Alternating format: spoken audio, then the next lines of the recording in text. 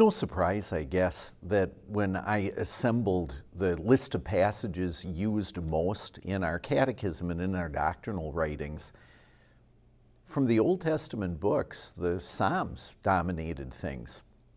The first of the Psalms to come up was Psalm 23, specifically verse 6.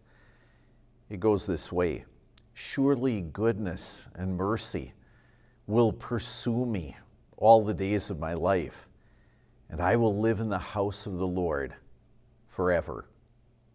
The first half of that passage is ever so picturesque, huh? Surely goodness and mercy will pursue me all the days of my life. The picture is striking. It's almost like we're running away from God's goodness and mercy, but they chase us down and tackle us from behind, and the message is clear, isn't it?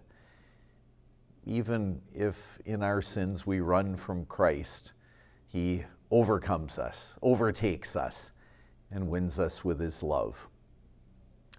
The second half of the passage is a classic as well. "And I will live in the house of the Lord forever." What an amazing picture.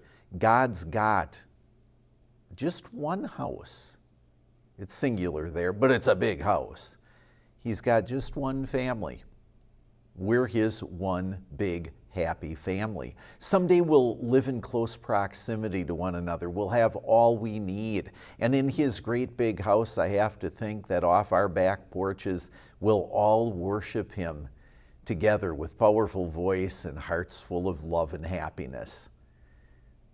Surely, goodness and mercy will pursue us all the days of our lives, and we'll dwell in the house of the Lord forever. Let that bring joy to your family and to our one great big happy family at church all this week.